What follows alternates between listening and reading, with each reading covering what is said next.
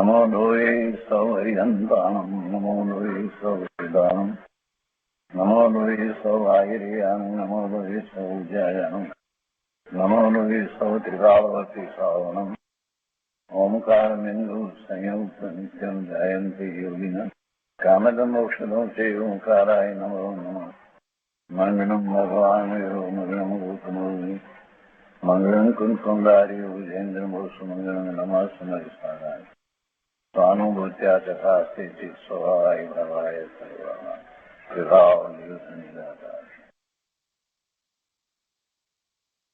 શ્રીમદ નેમિચંદ્ર સિદ્ધાંતિ દેવ રચિત દ્રવ્ય સંગ્રહનો સ્વાધ્યાય આપણે કરી રહ્યા છીએ. એમાં બૃહદ દ્રવ્ય સંગ્રહની ગાથા 48નો સ્વાધ્યાય શરૂ કર્યો છે. આ ગાથા આપણે શાસ્ત્રમાંથી કરી છે અને પૂજ્ય બ્રહ્મદેવજીની ટીકા હવે આપણે કરી રહ્યા છીએ. મૂળ ગાથામાં ધ્યાનમાં લીન થવાનો ઉપાય એમ પુસ્તક આપવામાં આવ્યું છે અને ગાથાના અન્વયાર્થમાં એમ કહ્યું કે જો વિચિત્ર અર્થાત અનેક પ્રકારના ધ્યાનની પ્રાપ્તિ કરવા માટે ચિત્તને સ્થિર કરવા ચાહતા હો તો ઇષ્ટ અને અનિષ્ટ પદાર્થોમાં મોહ ન કરો, રાગ ન કરો અને દ્વેષ ન કરો. જે ધર્મદેવજીએ એ જ વાતને ટીકામાં તે જુદી રીતે લીધી છે, એટલે કે ગાથાર્થ જે લીધો એમાં એટલે એમણે એ રીતે લીધું કે જો તમે અનેક પ્રકારના વિચિત્ર એટલે અનેક પ્રકારના અથવા વિચિત્ર એટલે વિકલ્પ જાળ રહિત ધ્યાનની સિદ્ધિ માટે ચિત્તને સ્થિર કરવા ઈચ્છતા હો તો ઇષ્ટ અને અનિષ્ટ ઇન્દ્રિય વિષયોમાં મોહ, રાગ અને દ્વેષ ન કરો. અને આ વાત જે છે એને એમણે એ રીતે પુસ્તક આપ્યું છે કે ધ્યાતા પુરુષનું એટલે ધ્યાન કરનાર પુરુષનું લક્ષણ એ રીતે લીધું છે. ધ્યાન કરનાર પુરુષે આવી યોગ્યતા પ્રાપ્ત કરવી જોઈએ અને આવું જે કરે છે એ ખરેખર ધ્યાની થાય છે. અને ટીકામાં એનો પછી વિસ્તાર લીધો, ઇષ્ટ અનિષ્ટની પણ વાત લીધી. અને તે પછીથી એમણે ધર્મ ધ્યાનની વાત લીધી. ધર્મ ધ્યાનની અંદર એના 4 ભેદ છે એ વાત કરી. તો પહેલા તો ધર્મ ધ્યાનની વાત કરતા પહેલા 4 પ્રકારના ધ્યાન, આર્ત ધ્યાન, રૌદ્ર ધ્યાન, ધર્મ ધ્યાન અને શુક્લ ધ્યાન એ વાત કરી. અને પછી એમાંથી ધર્મ ધ્યાનની વાત કરી.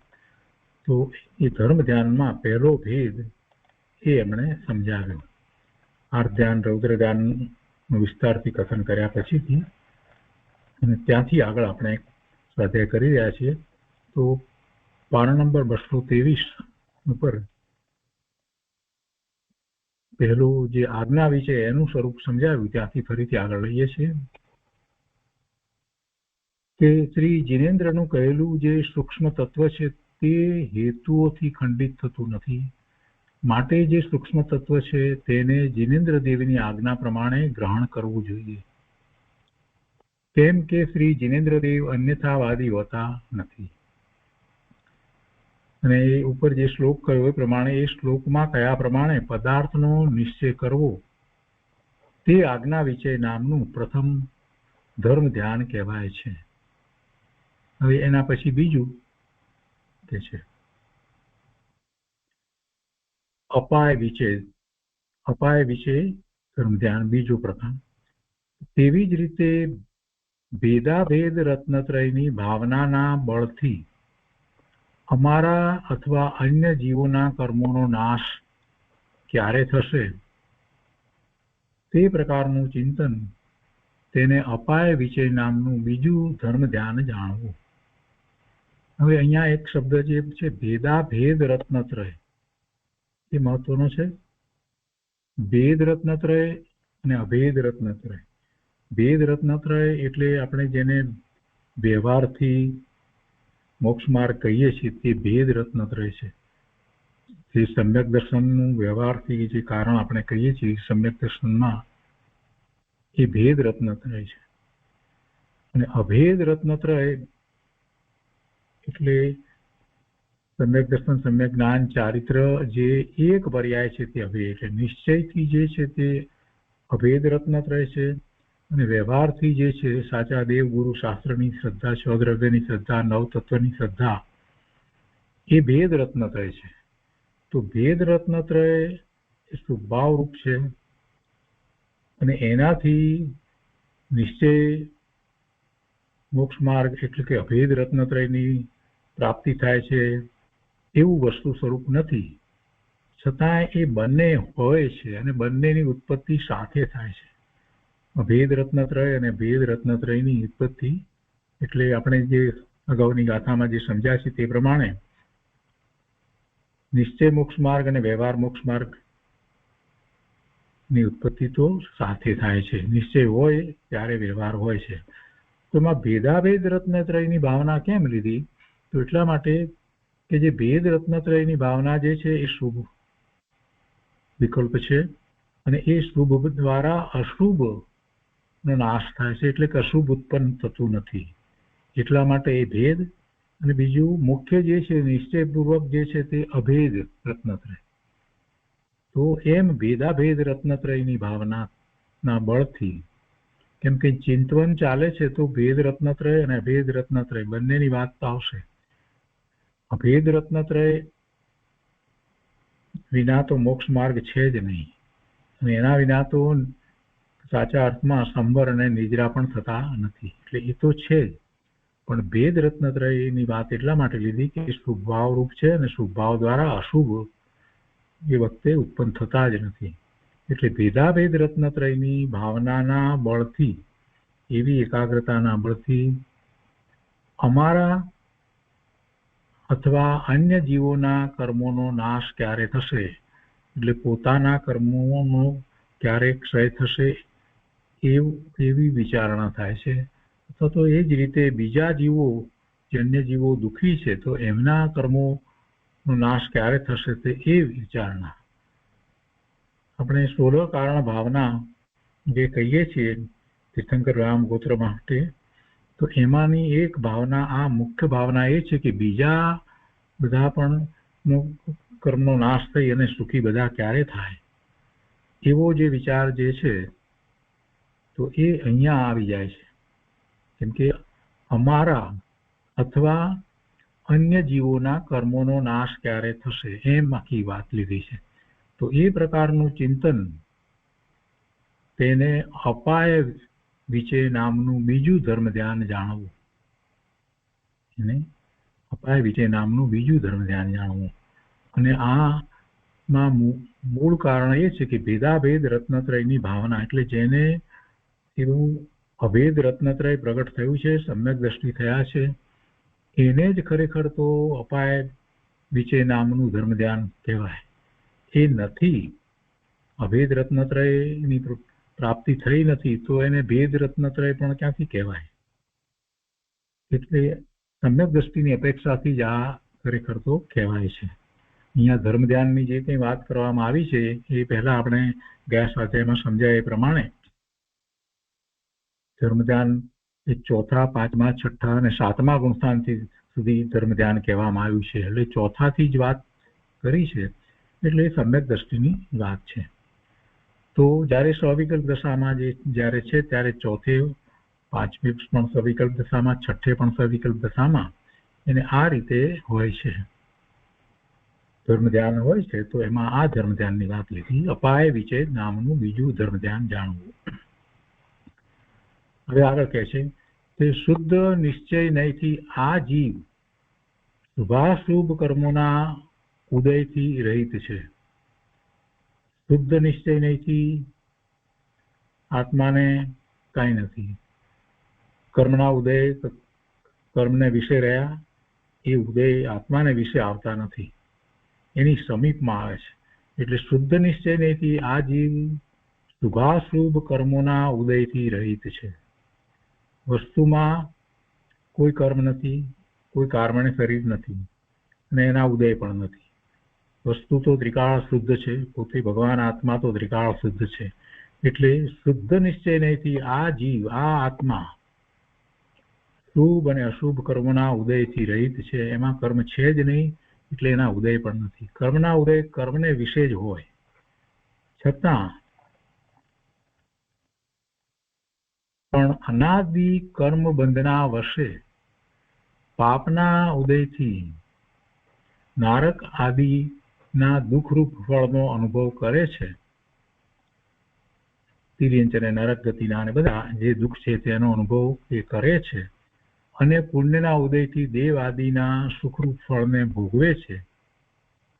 એવી વિચારણાને વિપાક વિચય નામનું ત્રીજું ધર્મ ધ્યાન જાણવું.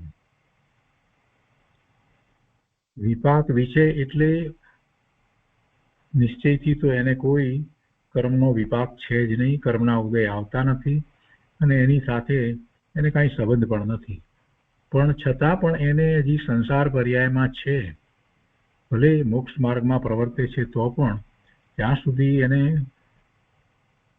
કર્મને શરીર છે અને કર્મના ઉદયો આવી રહ્યા છે, ત્યાં સુધી એને એક કર્મ સંબંધીનો પણ વિચાર થાય છે. એટલે કે કર્મનો જે વિપાક આવે એનો વિચાર થાય, અને એ વિપાક વિચય છે. અને એમાં પુણ્યના ફળ અને પાપના ફળ એ બંનેનો એને વિચાર થાય છે. અને એ વિચાર થાય છે એટલે જ એનો પુરુષાર્થ આગળ વધારે વધે છે કે આ બધા જે ક્ષણિક ફળ જે છે, પુણ્યના અને પાપના ફળ જે છે, એ તો પોતાથી જુદા છે, પોતાથી ભિન્ન છે. તો એમ વિપાક વિષય નામનું એ ત્રીજું ધર્મ ધ્યાન, એવું ચિંતવન એ ધર્મ ધ્યાનમાં હોય છે. અને એના પછી ચોથું સંસ્થાન વિષય નામનું ચોથું ધર્મ ધ્યાન છે. એને માટે તો અગાઉ ખૂબ વર્ણન આવી ગયું છે. અને એમાં કહે છે કે પહેલા કહેલી લોક અનુપ્રેક્ષા ના ચિંતનને સંસ્થાન વિષય નામનું ચોથું ધર્મ ધ્યાન કહે છે. લોકનું સ્વરૂપ એનો ખૂબ વિસ્તાર આપણે સારી રીતે સમજ્યા છીએ. તો એ લોકનું સ્વરૂપ અને એવા લોકના સ્વરૂપનું ચિંતન જે છે એ સંસ્થાન વિષય નામનું ચોથું ધર્મ ધ્યાન છે. એટલે આ 4 પ્રકારના ધર્મ ધ્યાનની અહીંયા વાત કરી, પણ એનો અર્થ એવો નથી કે આ ક્રમમાં એવી રીતે ધર્મ ધ્યાન હોય એવો અર્થ અહીંયા નથી થતો. લોક અનુપ્રેક્ષા સંબંધીનો વિચાર પણ જરૂરી છે. એ વિચાર જેને નથી થતો, એટલે કે જૈન ભૂગોળનો જેને વિરોધ જે છે, એવા વિરોધ વાળાને, કેમ કે અત્યારે વર્તમાન જે ભૂગોળનું જે કંઈ એને ઇન્દ્રિય દ્વારા જે જ્ઞાન થાય એને જે સાચું માને છે, તો પછી એને આ મહાવિદ્ય ક્ષેત્ર, ઐરાવત ક્ષેત્ર, આ બધા વિશે અને સિદ્ધિકલાની ઉપર જ્યાં સિદ્ધો બિરાજે છે એ બધા વિશે એને કોઈ રીતે સ્વીકાર થતો જ નથી. એ બધું છે એનું હોવાપણું, એનું અસ્તિત્વનો સ્વીકાર થતો જ નથી. અને જ્યારે એવો જ સ્વીકાર નથી તો પછી એ પુરુષાર્થ શેને માટે કરશે? સિદ્ધ છે, સિદ્ધશિલા છે, સિદ્ધો બિરાજે છે, અનંત સિદ્ધ થયા છે, વર્તમાનમાં પણ સિદ્ધ થઈ રહ્યા છે. આ બધી વાતનો સ્વીકાર જેને હોય એ જ પુરુષાર્થ કરે ને. એટલે સંસ્થાન વિષય દ્વારા આપણે ખરેખર તો લોકના સ્વરૂપનો વિચાર કરીએ છીએ, પણ એ લોકનું આવું સ્વરૂપ છે અને જીવો આ રીતે ગતિ કરે છે, આ બધાનો એમાં નિર્ણય થાય છે. એટલું જ નહીં, પણ 6 દ્રવ્યના પરિણમનનો પણ એની સાથે નિર્ણય આવી જાય છે. એટલે એ બધી વાતને સમજવા માટે પણ એ લોક અનુપ્રેક્ષા રૂપે સંસ્થાન વિષય નામનું ધર્મ ધ્યાન કહ્યું છે. વળી એનો વિચાર કરવાથી આપણને જે અનુયોગની અપેક્ષાથી વિચાર કરીએ તો 4 અનુયોગની અંદર જે ગણિતાનુયોગ કહેવામાં આવે છે, તો એનો આ વિષય થઈ જાય છે. અથવા તો એને કર્ણાનુયોગ પણ કહેવામાં આવે છે. તો કર્ણાનુયોગનો વિષય પણ આ થઈ જાય છે. એટલે એવા સંસ્થાન વિષય નામનું ચોથું ધર્મ ધ્યાન છે. એટલે એનો વિચાર હોય છે, એની વિચારણા ચાલે છે. તો એ રીતે આ ધર્મ ધ્યાનના 4 ભેદ બતાવવામાં આવ્યા, એ ચિંતન રૂપ હોય છે. હવે શુક્લ ધ્યાનની વાત કરે છે. એમાં કહે છે કે હવે પૃથક્ત્વ, વિતર્ક, વિચાર એકત્વ વિતર્ક અવિચાર, સૂક્ષ્મ ક્રિયા પ્રતિપાતિ અને વિપરીત ક્રિયા નિવૃત્તિ નામના 4 પ્રકારના શુક્લ ધ્યાનનું કથન કરે છે. પૃથક્ત્વ વિતર્ક વિચાર એ પહેલું શુક્લ ધ્યાન છે. એ 8મા ગુણસ્થાને પ્રગટે છે અને એ 8મા, 9મા, 10મા અને 11મે પણ હોય. પછી 12મા એટલે જે ઉપસમ શ્રેણી ચડ્યો છે એને માટે, અને જે ક્ષપક શ્રેણી ચડે છે એને માટે 8મા, 9મા અને 10મા હોય એ હોય છે. પછી 12મે આવે, પછી ત્યાં 12મે તો એને બીજું શુક્લ ધ્યાન પ્રગટ થાય છે, એકત્વ વિતર્ક અવિચાર. એકત્વ વિતર્ક અવિચાર નામનું શુક્લ ધ્યાન 12મા ગુણસ્થાને પ્રગટ થાય છે. એ જ અર્યંત દશા પ્રગટ થવાનું કારણ છે. એ પછીથી એને 13મું ગુણસ્થાન આવે છે અને એ અર્યંત પરમાત્મા થાય છે, સર્વજ્ઞ પરમાત્મા થાય છે. અને સૂક્ષ્મ ક્રિયા પ્રતિપાતિ એ 13મા ગુણસ્થાને એવું શુક્લ ધ્યાન પ્રગટે છે અને તે પછીથી એ 14મે આવે છે. એટલે 14મે આવતા પહેલા એ 13મા ગુણસ્થાનને સૂક્ષ્મ ક્રિયા પ્રતિપાતિ નામનું ત્રીજું શુક્લ ધ્યાન થાય છે અને એ 14મે આવે છે. અને 14મા ગુણસ્થાને વિપરીત ક્રિયા નિવૃત્તિ નામનું ચોથું શુક્લ ધ્યાન પ્રગટ થાય છે અને તે પછીથી સંપૂર્ણ કર્મ રહિત દશામાં એ દેહ છોડી અને નિર્વાણ પામી અને એક સમયમાં સિદ્ધશિલા ઉપર બિરાજી જાય છે. તો એ પ્રકારે 4 પ્રકારના શુક્લ ધ્યાનની અહીંયા હવે વાત કરે છે. પૃથક્ત્વ વિતર્ક વિચાર, એકત્વ વિતર્ક અવિચાર, સૂક્ષ્મ ક્રિયા પ્રતિપાતિ અને વિપરીત ક્રિયા નિવૃત્તિ નામના 4 પ્રકારના શુક્લ ધ્યાનનું કથન કરે છે. તે આ પ્રમાણે: પ્રથમ પૃથક્ત્વ વિતર્ક વિચાર નામના શુક્લ ધ્યાનનું કથન કરે છે, જે 8મા ગુણસ્થાને હોય છે. દ્રવ્ય, ગુણ અને પર્યાયના ભિન્નપણાને પૃથક્ત્વ કહે છે. પૃથક્ત્વનો અર્થ જ થાય છે જુદા, ભિન્ન, પૃથક. તો પૃથક્ત્વ તો આ ભિન્નપણું છે.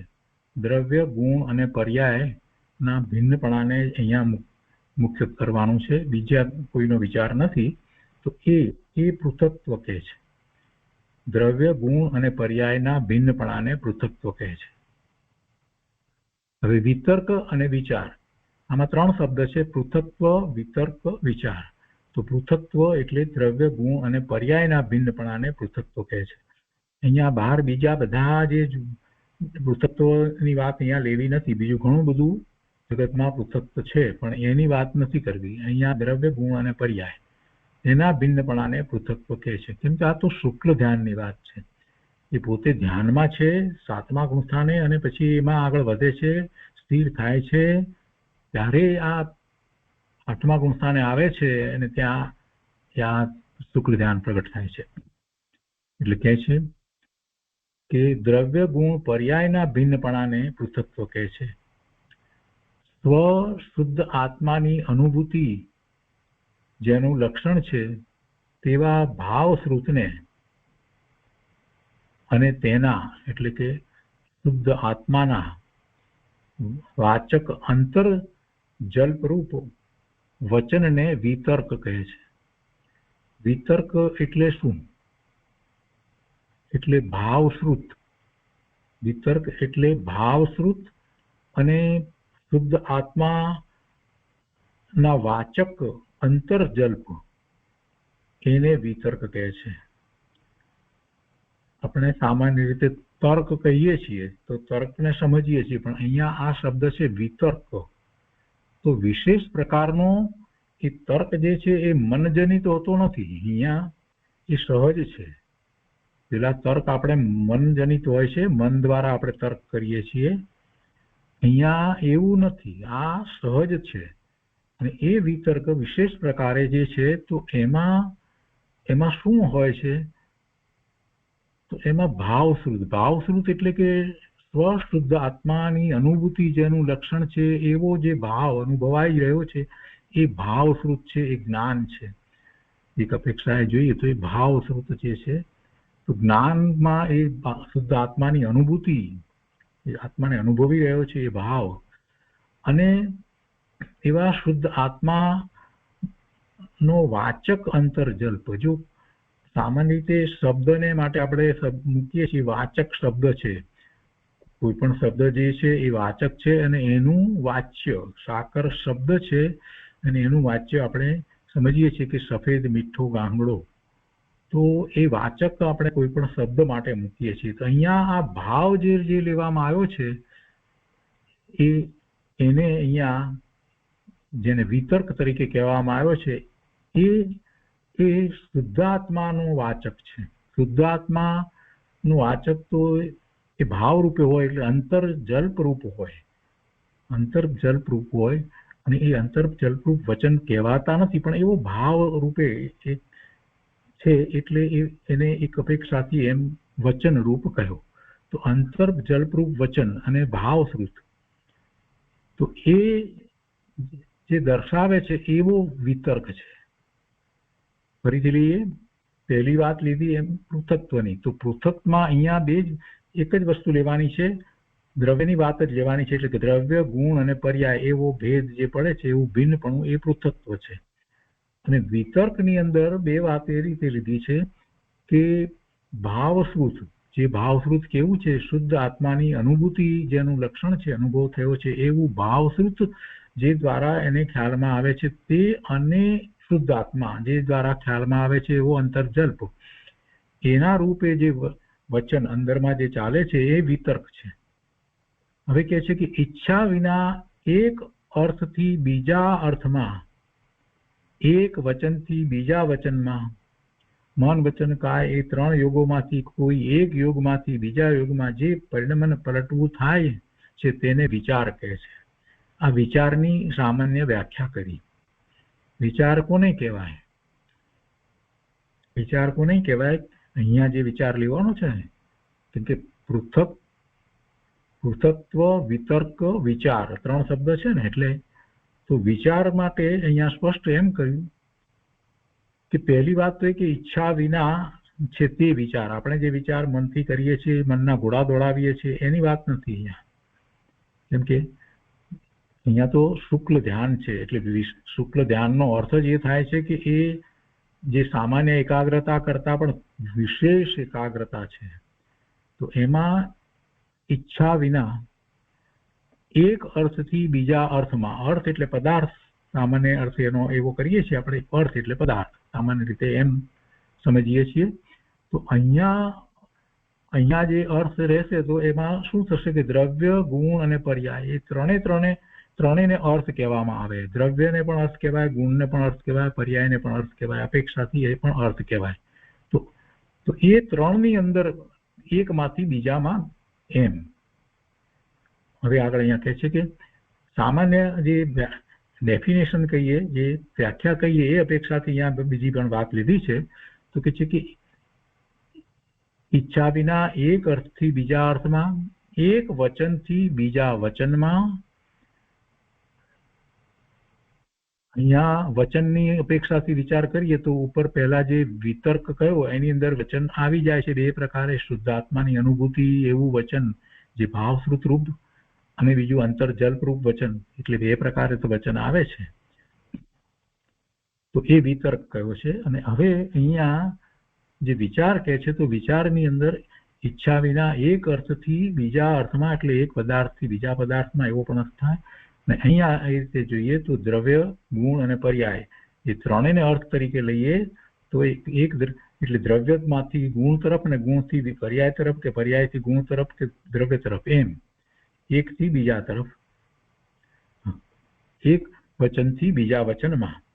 મન વચન કાય એ ત્રણ યોગોમાંથી કોઈ એક યોગમાંથી બીજા યોગમાં જે પરિણમન પલટવું થાય છે તેને વિચાર કહે છે. એટલે અહીંયા તો વાણી અને કાયાના યોગ સંબંધીની તો કોઈ વાત હોતી નથી. મનનો હજી યોગ અપેક્ષાથી કહેવાય, બુદ્ધિપૂર્વકનો મનનો યોગ નથી, પણ હજી યોગ તો ત્રણ રહ્યા છે.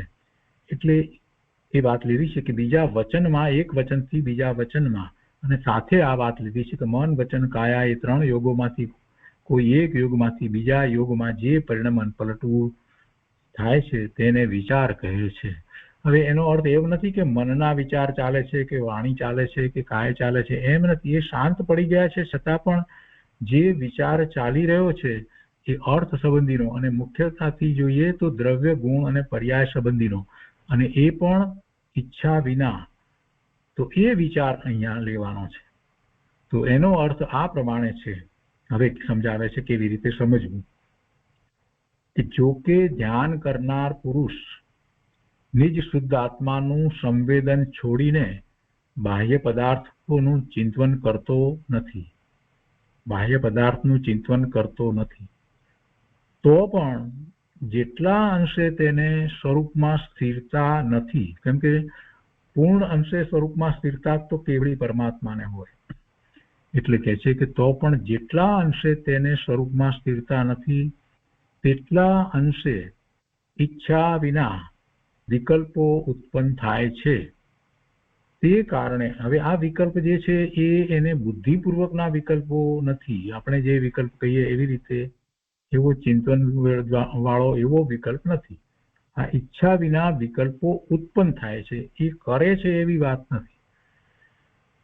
સામાન્ય રીતે જીવો ચિંતન ધ્યાન કરે છે તો એ પોતે પોતાને નકામાના જે વિચારો વિકલ્પો આવતા હોય એને છોડવા માટે એ ધર્મના વિચાર વિકલ્પો કરે છે. પણ અહીંયા એવું નથી. આ તો શુક્લ ધ્યાનની વાત છે. એટલે એવા ઉત્પન્ન થાય છે ઈચ્છા વિના.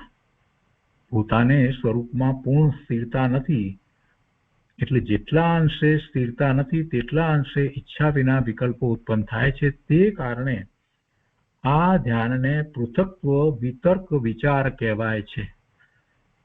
એને પૃથક્ત્વ વિતર્ક વિચાર કહેવાય છે.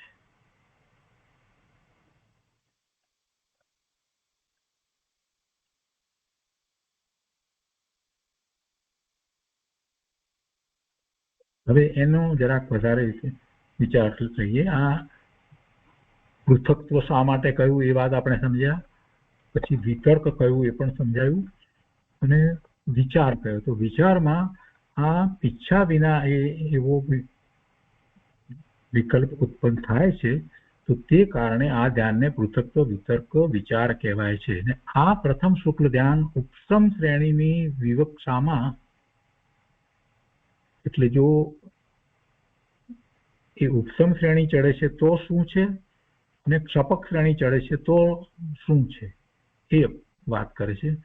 આ પ્રથમ શુક્લ ધ્યાન ઉપસમ શ્રેણીની વિવક્ષામાં અપૂર્વકરણ ઉપશમક એટલે 8મા ગુણસ્થાને, અનિવૃત્તિકરણ ઉપશમક એટલે 9મા ગુણસ્થાને, અને સૂક્ષ્મ સાંપ્રાય એટલે ઉપશમક એટલે 10મા ગુણસ્થાને, અને ઉપશાંત કષાય એટલે 11મું ગુણસ્થાને, એ 4 ગુણસ્થાનમાં હોય. કેમ કે ઉપસમ શ્રેણી ચડે છે એટલે એ 8મું ગુણસ્થાન જે છે એ ક્ષપક શ્રેણી ચડીને પણ હોય અને ઉપસમ શ્રેણી ચડીને પણ હોય. પણ જ્યારે ઉપસમ શ્રેણી ચડીને 8મું ગુણસ્થાન હોય ત્યારે એને અપૂર્વકરણ ઉપશમક કહેવાય. એવી જ રીતે અનિવૃત્તિકરણ જે 9મું ગુણસ્થાન છે એને અનિવૃત્તિકરણ ઉપશમક કહેવાય. એવી જ રીતે 10મું ગુણસ્થાન છે એ સૂક્ષ્મ સાંપ્રાય, તો એને સૂક્ષ્મ સાંપ્રાય ઉપશમક કહેવાય. કેમ કે અહીંયા એ ઉપસમ શ્રેણી ચડે છે. અને 11મા ગુણસ્થાનને તો આપણે ઉપશાંત કષાય કહીએ છીએ. 12મા ગુણસ્થાનને આપણે ક્ષીણ કષાય કહીએ છીએ. તો એ નામ ફરીથી પાછા યાદ કરીએ તો ખ્યાલ આવશે કે અહીંયા ઉપસમ શ્રેણી ચડે તો એ 4 ગુણસ્થાનની અંદર આ પહેલું શુક્લ ધ્યાન હોય છે. ઉપસમ શ્રેણી ચડે છે તો શુક્લ ધ્યાન તો એ જ છે, પૃથક્ત્વ વિતર્ક વિચાર. પૃથક્ત્વ વિતર્ક વિચાર નામનું પહેલું શુક્લ ધ્યાન 8મા, 9મા અને 10મા ગુણસ્થાન ઉપરાંત એ ઉપસમ શ્રેણી ચડ્યા છે એટલે 11મા ગુણસ્થાને પણ હોય છે. તો એ 4 ગુણસ્થાને માં હોય છે. અને જો ક્ષપક શ્રેણી ચડે છે તો ક્ષપક શ્રેણીની વિવક્ષામાં અપૂર્વકરણ ક્ષપક, અનિવૃત્તિકરણ ક્ષપક અને સૂક્ષ્મ સાંપ્રાય ક્ષપક એટલે 8મું, 9મું અને 10મું એ 3 ગુણસ્થાનમાં હોય છે. એ રીતે પ્રથમ શુક્લ ધ્યાનનું વ્યાખ્યાન થયું. આ રીતે શુક્લ ધ્યાન પહેલું શુક્લ ધ્યાન હોય છે. પૃથક્ત્વ વિતર્ક વિચાર નામનું પહેલું શુક્લ ધ્યાન આ 3 ગુણસ્થાનમાં, અને જો ઉપસમ શ્રેણી ચડે તો 11માં હોય છે. તો એ પહેલા શુક્લ ધ્યાનની વાત થઈ. બીજું શુક્લ ધ્યાન 12મા ગુણસ્થાને હોય, એટલે પહેલું શુક્લ ધ્યાન પ્રગટ્યા પછી એ 10મા ગુણસ્થાનથી જયારે 12મે ગુણસ્થાને આવે છે તો એ સપક શ્રેણી ચડીને આવે છે. તો હવે એની વાત કરે છે કે નિજ શુદ્ધ આત્મ દ્રવ્યમાં અથવા વિકાર રહિત આત્મ સુખના અનુભવરૂપ પર્યાયમાં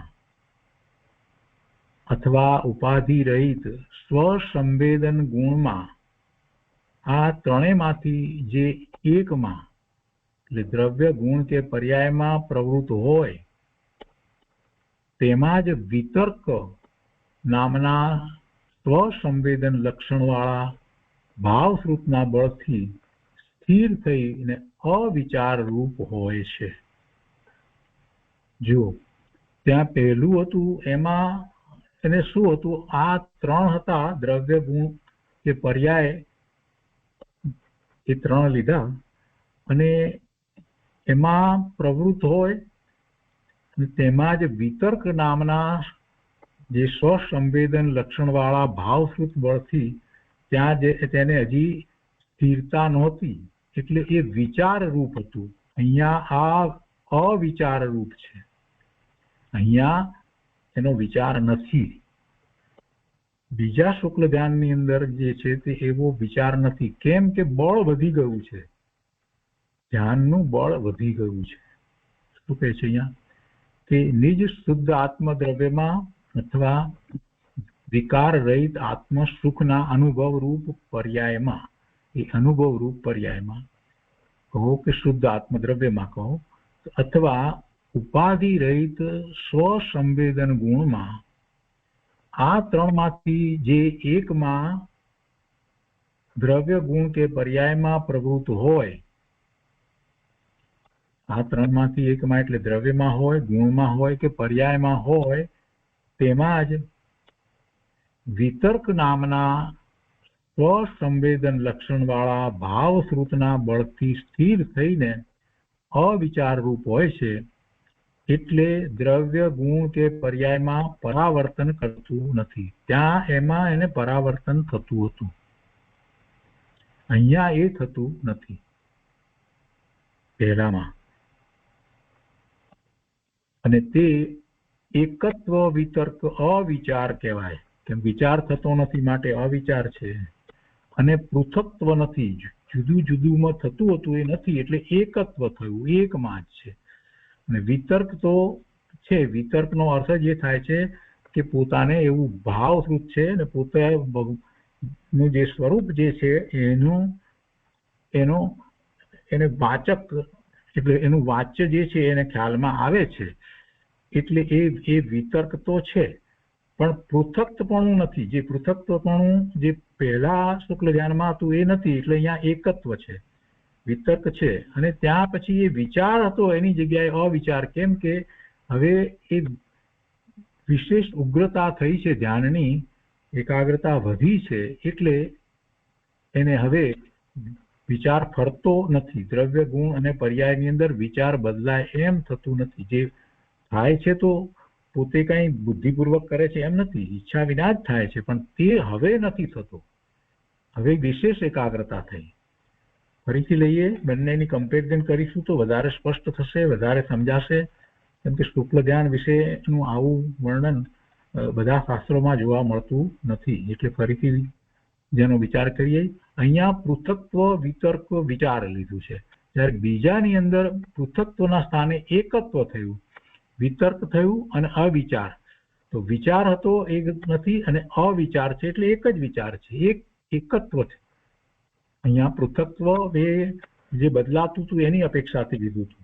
એટલે અહીંયા પૃથક્ત્વ શું હતું, જે ફરીથી જોઈએ તો આપણને એ ખ્યાલ આવે છે કે પહેલામાં પૃથક્ત્વ વિતર્ક વિચાર નામના શુક્લ ધ્યાનનું કથન કરે છે. એમાં દ્રવ્ય ગુણ અને પર્યાયના ભિન્નપણાને પૃથક્ત્વ કહે છે. તો હવે એમાં ભિન્નપણાની વાત અહીંયા બીજામાં નથી રહેતી. ભિન્ન ભિન્નનો ઈચ્છા વિના જ એનો જ વિકલ્પ આવવો.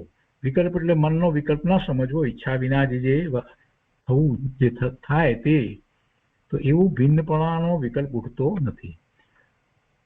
પણ વિતર્ક એટલે સ્વશુદ્ધ આત્માની અનુભૂતિ જેનું લક્ષણ છે એવા ભાવશ્રુતને અને સ્વશુદ્ધ આત્માના વાચક અંતર્જલ્પ વચનને વિતર્ક કહે છે. તો એ તો છે, એને ભાવશ્રુત પોતાનું એવું ભાવશ્રુત અને અંતર્જલ્પ રૂપ એ પ્રકારનો વિતર્ક તો છે. અને ઈચ્છા વિના એક અર્થથી બીજા અર્થમાં, એક વચનથી બીજા અર્થમાં જે વાત લીધી હતી એ એવા યોગની વાત પણ સાથે લીધી હતી. તો એ વિચાર એ નથી, હવે અવિચાર છે, એકમાં જ રહે છે. બીજામાં એ એકમાં જ રહે છે. એટલે અહીંયા એની સ્પષ્ટતા એટલા માટે અહીંયા લીધી કે જો કે ધ્યાન કરનાર પુરુષ નિજ શુદ્ધાત્માનું સંવેદન છોડીને બાહ્ય પદાર્થોનું ચિંતન કરતો નથી, તો પણ જેટલા અંશે તેને સ્વરૂપમાં સ્થિરતા નથી તેટલા અંશે ઈચ્છા વિના વિકલ્પો ઉત્પન્ન થાય છે. એ વિકલ્પની વાત લીધી, એ પૃથક્ત્વ છે. અને તે કારણે આ ધ્યાનને પૃથક્ત્વ વિતર્ક વિચાર કહેવાય છે. જ્યારે અહીંયા બીજા શુક્લ ધ્યાનની અંદર એ છે કે નિજ શુદ્ધ આત્મદ્રવ્યમાં અથવા તો વિકાર રહિત આત્મ સુખના અનુભવ રૂપ પર્યાયમાં અથવા ઉપાધિ રહિત સ્વ સંવેદન ગુણમાં, આ ત્રણમાંથી જે એકમાં દ્રવ્ય ગુણ કે પર્યાયમાં, આ દ્રવ્ય લીધું શુદ્ધ આત્મદ્રવ્ય, તે દ્રવ્ય લીધું. પછી અહીંયા વિકાર રહિત આત્મસુખના અનુભવ રૂપ પર્યાયમાં અથવા ઉપાધિ રહિત સ્વસંવેદન ગુણમાં, એટલે અહીંયા આ પર્યાય લીધી. વિકાર રહિત આત્મસુખનો અનુભવ એવી પર્યાયમાં અથવા તો ઉપાધિ રહિત સ્વસંવેદન ગુણમાં, આ ત્રણમાંથી જે એકમાં દ્રવ્ય પર્યાય કે ગુણમાં પ્રવૃત્ત હોય તેમાં જ વિતર્ક નામના સ્વસંવેદન લક્ષણ વાળા ભાવશ્રુતના બળથી, એકમાં જ રહે છે એટલે બળ વધી ગયું, એકાગ્રતા વધી ગઈ છે, સ્થિર થઈને અવિચાર રૂપ હોય છે, વિચાર નથી હોતો. એટલે દ્રવ્ય ગુણ કે પર્યાયમાં પરાવર્તન કરતું નથી. એટલી બધી એકાગ્રતા છે. તો તે એકત્વ વિતર્ક અવિચાર નામનું ક્ષીણ કષાય નામના ગુણ સ્થાનમાં હોતું થતું બીજું શુક્લ ધ્યાન કહેવાય છે. અને આ બીજા શુક્લ ધ્યાનથી જ કેવળ જ્ઞાનની ઉત્પત્તિ થાય છે. એટલે એ 13મા ગુણસ્થાને આવે છે. તો આ બીજા શુક્લ ધ્યાનની વાત થઈ. હવે ત્રીજું શુક્લ ધ્યાન. હવે 13મા ગુણસ્થાનનો સમય તો બધાનો જુદો જુદો છે. તીર્થંકર ભગવાનને તો ઘણો સમય હોય છે, કેમ કે એમના દ્વારા તો જીવોનું કલ્યાણ થવાનું છે, એટલે ઘણો. અને એમને પૂર્વે એવી ભાવના કરી હતી, તીર્થંકર નામ ગોત્ર બાંધ્યું એ વખતે, કે બધા જીવો પૂર્ણ સુખની પ્રાપ્તિ કરે તો કેવળ જ્ઞાન પ્રગટ કરે, એવી જે બધી ભાવના એમને અંદરમાં થઈ હતી. તો એમના હવે તીર્થંકર થયા છે, તો એમના નિમિત્તે બીજા જીવો કેવળ જ્ઞાન પ્રગટ કરશે. એટલે કે એટલો બધો લાંબો સમય તીર્થંકર ભગવાનને હોય, એકદમ ઓછો સમય હોય એવું હોતું નથી. સામાન્ય કેવળીને કેવળ જ્ઞાન થયા પછીથી ઘણી વાર તો 6 મહિના કરતા પણ ઓછો સમય એમને આયુષ્યનો હોય, પણ તીર્થંકર ભગવાનને એવું હોતું નથી.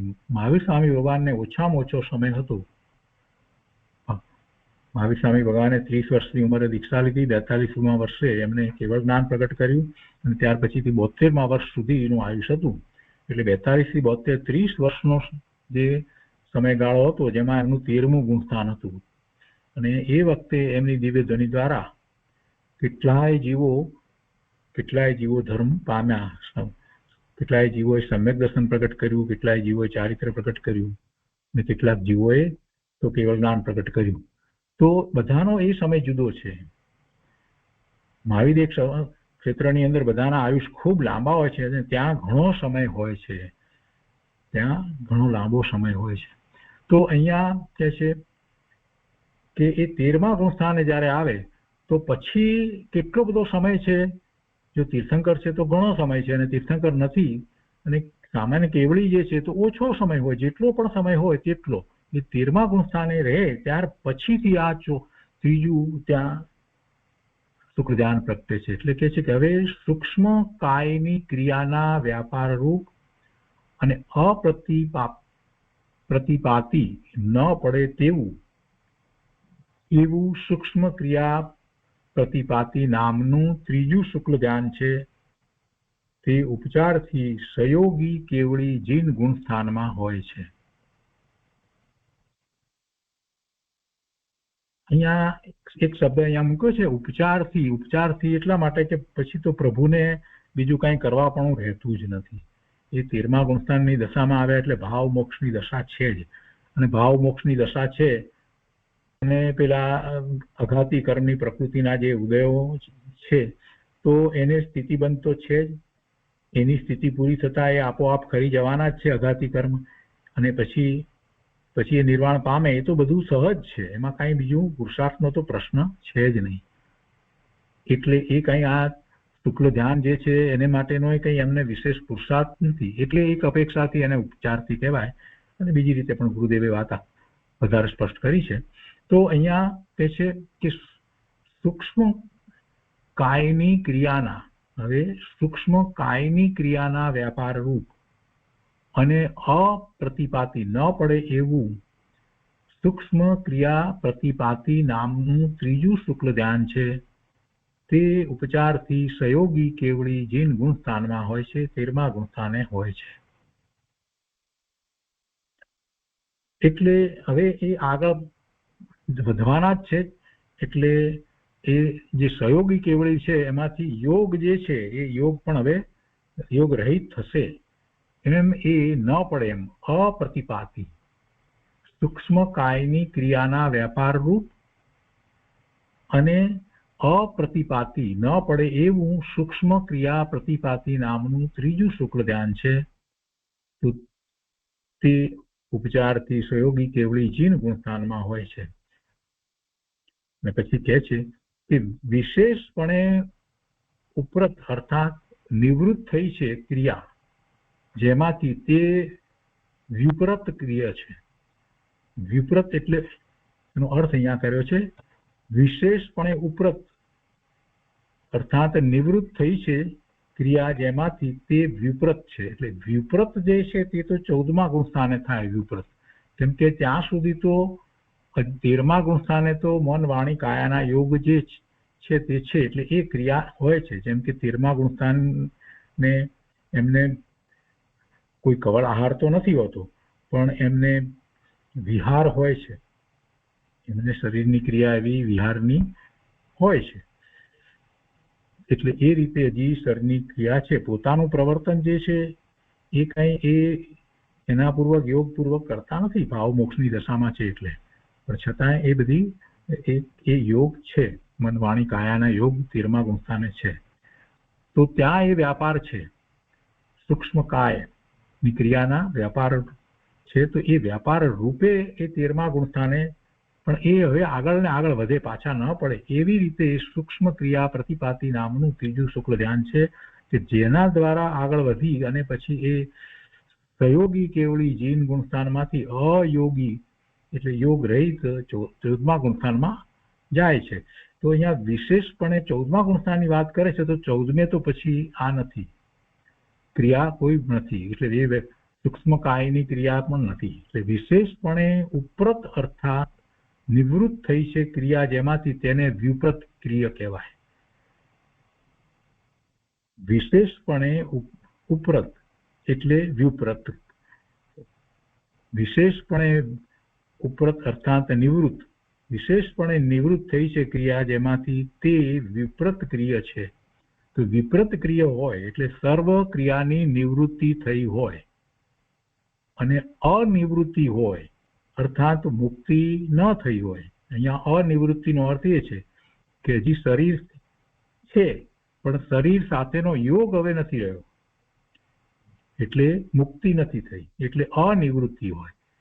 તો તે વિપરત ક્રિયા નિવૃત્તિ નામનું ચોથું શુક્લ ધ્યાન છે.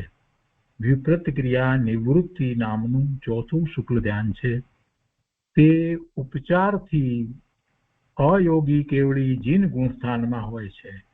અને આ 14મું ગુણસ્થાન છે. એનો તો સમય જ ખૂબ ઓછો હોય છે. આપણે અશ્વ અક્ષરો જે બોલીએ એટલો જ એનો સમય હોય છે. એટલે અયોગી કેવડી જીન ગુણસ્થાનમાં 14મા ગુણસ્થાનમાં આ વિપરીત ક્રિયા નિવૃત્તિ એ શુક્લ ધ્યાન, ચોથું શુક્લ ધ્યાન હોય છે. અને એ રીતે સંક્ષેપમાં આગમ ભાષાએ આ જુદા જુદા પ્રકારના ધ્યાનોનું વ્યાખ્યાન કર્યું. હવે અધ્યાત્મ રીતે એની વાત કહે છે. તો આગમ અપેક્ષાએ વાત કરી. હવે આગળ અધ્યાત્મ ભાષાએ કહે છે કે સહજ શુદ્ધ પરમ ચૈતન્યશાળી પરિપૂર્ણ આનંદના ધારક ભગવાન નિજ આત્મામાં ઉપાદેય બુદ્ધિ કરીને પોતાના આત્મામાં, પોતાનો ભગવાન આત્મા, પોતે ભગવાન આત્મા. જો ગુરુદેવ આપણને કહે છે કે બધા ભગવાન આત્મા છો તો કઈ ઘરની વાત નથી કરતા. ગુરુદેવે એવું અનુભવ્યું છે અને એ જ વાત શાસ્ત્રમાં આવી છે. એ વાત ભગવાન આત્મા એની વાત શાસ્ત્રમાં આવી છે. આત્માને ભગવાન કહ્યો છે. સમયસારમાં પણ કહ્યો છે, ત્યાં પણ અમૃતચંદ્રાચાર્ય ભગવાને ટીકામાં પણ કહ્યું છે. જો અહીંયા પણ એ વાત ટીકામાં લીધી છે. ભગવાન નિજ આત્મા એમ લીધું છે. અધ્યાત્મ ભાષાએ સહજ શુદ્ધ પરમ ચૈતન્યશાળી પરિપૂર્ણ આનંદના ધારક ભગવાન નિજ આત્મામાં ઉપાદેય બુદ્ધિ કરીને પછી હું અનંત જ્ઞાનમય છું, હું અનંત સુખરૂપ છું ઇત્યાદિ ભાવના રૂપ અંતરંગ ધર્મ ધ્યાન કહેવાય છે. ઇત્યાદિ ભાવના રૂપ અંતરંગ ધર્મ ધ્યાન કહેવાય છે. પંચ પરમેષ્ઠિઓની ભક્તિ આદિ તેને અનુકૂળ, અંતરંગ ધર્મ ધ્યાનને વ્યવહારથી અનુકૂળ, શુભ અનુષ્ઠાન તે બહિરંગ ધર્મ ધ્યાન છે.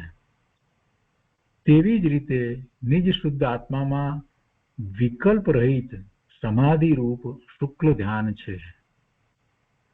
અથવા પદસ્થમ મંત્ર વાક્યસ્થમ પિંડસ્થમ સ્વ આત્મ ચિંતનમ રૂપસ્થમ સર્વચિદ્રૂપમ રૂપાતીતમ નિર્જનમ.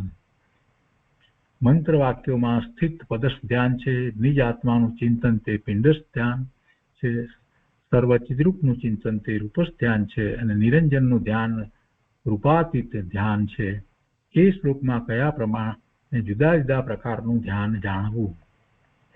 તો આ તો જુદા જુદા પ્રકારના ધ્યાન વિશેની મૂળ તો ગાથા હતી ને, એટલે અહીંયા સ્પષ્ટતા કરી. તો પહેલી અહીંયા અધ્યાત્મ ભાષાએ જે વાત કરવામાં આવી એ ધર્મ ધ્યાન વિશેની વાત કરવામાં આવી. અને શુક્લ ધ્યાન વિશેની વધારે વાત નથી લીધી. એક લીટીમાં જ એ વાત કરી.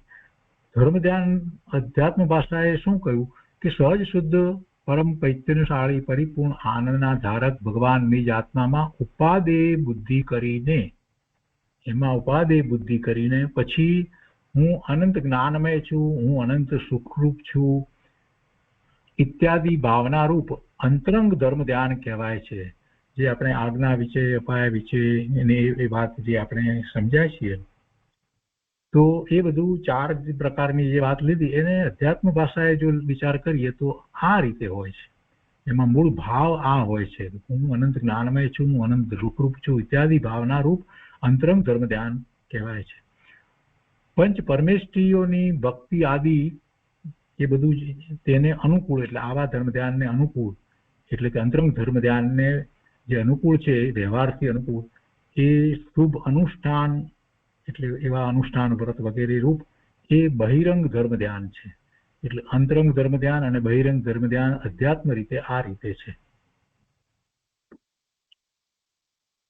તેવી જ રીતે હવે શુક્લ ધ્યાનને માટે અધ્યાત્મ રૂપ જે કહે છે એક જ લીટીમાં કહે છે કે તેવી જ રીતે નિજ શુદ્ધ આત્મામાં વિકલ્પ રહિત સમાધિ રૂપ શુક્લ ધ્યાન છે.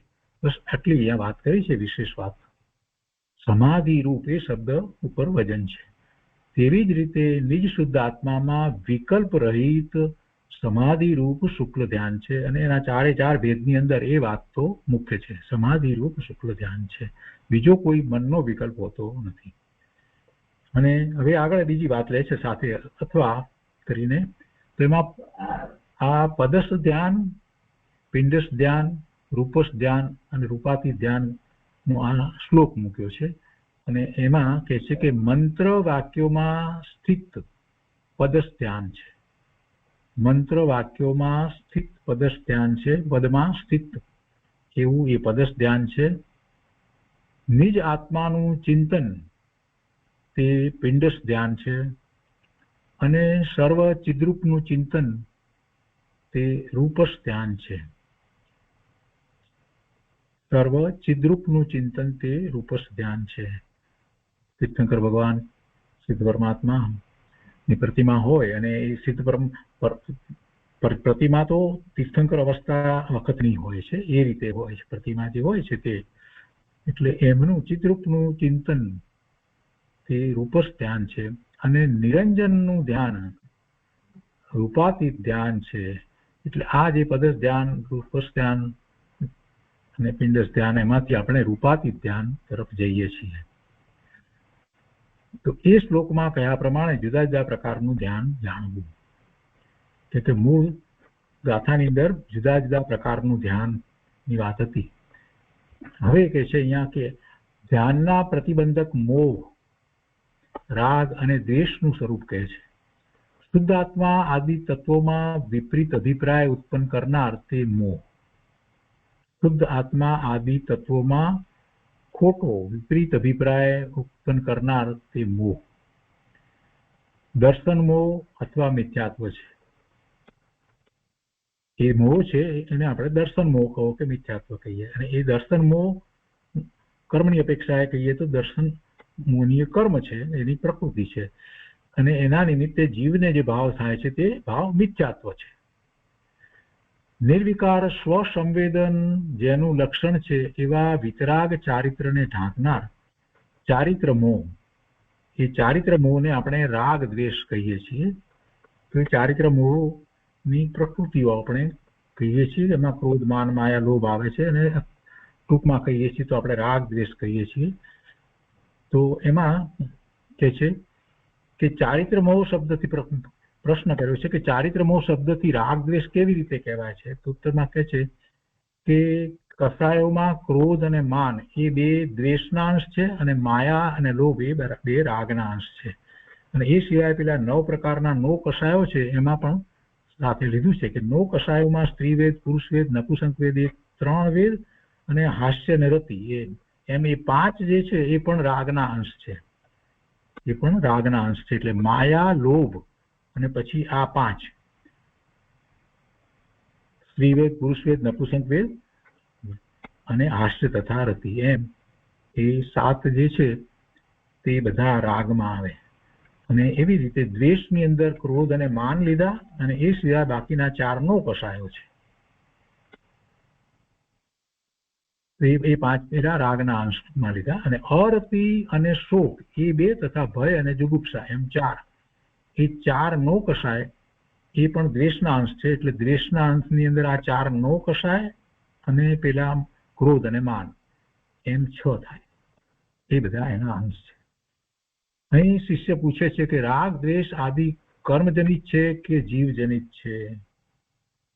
તેનો ઉત્તર, સ્ત્રી અને પુરુષ એ બંનેના સંયોગથી ઉત્પન્ન થતા પુત્રની જેમ, ચૂનો અને હળદરના મિશ્રણથી ઉત્પન્ન થતા વર્ણ વિશેષની જેમ, રાગ દ્વેષ આદિ જીવ અને કર્મ એ બંનેના સંયોગજનિત છે. તો સંયોગજનિત છે, પણ એ તો કહેવાથી વાત છે, માત્ર ખરેખર એમ હોતું નથી. એટલે એની સ્પષ્ટતા અહીંયા ફૂટનોટમાં કરી છે કે 2 દ્રવ્યો ભેગા મળીને કાંઈ કાર્ય કદી કરી શકે નહીં. પણ જીવના ક્ષણિક અશુદ્ધ ઉપાદાને પર નિમિત્ત એવા કર્મનો આશ્રય લીધો છે, તેથી તે પર આશ્રિત ભાવ છે એમ અહીં બતાવ્યું છે. અને તેનો આશય પર આશ્રિત ભાવ છોડી આત્મ આશ્રિત ભાવ પ્રગટ કરવાનો છે. તો હવે આ વાત જે છે ને એને આપણે થોડીક વધારે સૂક્ષ્મતાથી લઈશું આવતા સ્વાધ્યાયમાં. અહીંયા શિષ્ય જે આ પ્રશ્ન કર્યો છે તે. તો આજનો સ્વાધ્યાય આપણે અહીંયા સુધી રાખીએ છીએ.